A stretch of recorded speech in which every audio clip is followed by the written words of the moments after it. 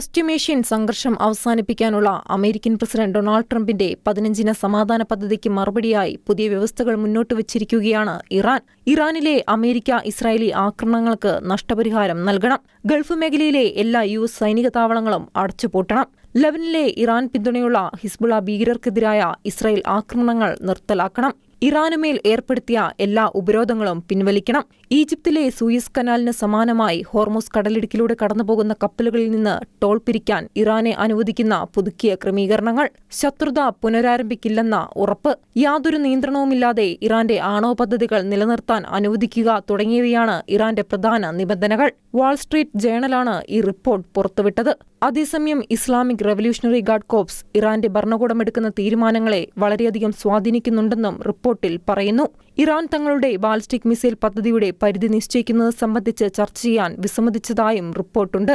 എന്നാൽ ഇറാന്റെ നിർദ്ദേശങ്ങൾ അമേരിക്ക തള്ളി. യാഥാർത്ഥ്യബോധമില്ലാത്ത നിർദ്ദേശങ്ങളാണ് ഇറാൻ മുന്നോട്ട് വയ്ക്കുന്നതെന്നാണ് അമേരിക്കയുടെ നിലപാട്. അതേസമയം ഇറാന്റെ ആവശ്യങ്ങൾ സമാധാന ചർച്ചകളെ സങ്കീർണമാക്കുമെന്നാണ് US അറബ് രാജ്യങ്ങളിലെ ഉദ്യോഗസ്ഥർ പറയുന്നത്.